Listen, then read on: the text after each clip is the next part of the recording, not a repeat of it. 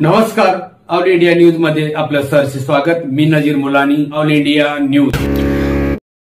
परत अशा घटना घडणार असतील त्याच्यातून आणि अशी सरकारी यंत्रणा त्याला साथ देणार असेल तर आम्ही आता गप्प बसणार नाही।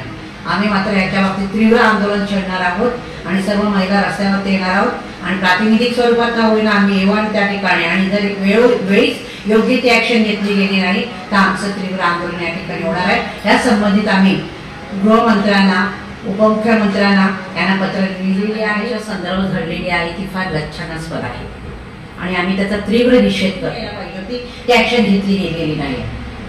घटना कधी घडलेली आहे आणि अटक कधी केलं? एवढा वेळ अटक करायला काय लागला?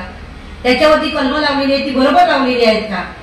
354, 354, 589 जी कलम लावलेली आहे ह्या कलमाच्या खरोखर त्याला न्याय देणार आहे, त्याला त्वरित त्याचं निलंबन झालं पाहिजे। म्हणजे दुसरा कोणता अधिकारी असेल किंवा दुसरा असा कोण सरकारी व्यक्ती असेल त्याच्या कृत्य करण्याची हिंमत त्या महिलेचं मनापासून अभिनंदन करायचं आहे। किती पुढे आली आणि तिने आज अनेकांच्या महिलांचं तिने जंगल कुंकू वाचवले, त्या महिलेचं मनापासून अभिनंदन करायचं आहे। किती पुढे आली आणि तिने आज अनेकांच्या महिलांचं तिने जंगल कुंकू वाचवलेलं आहे।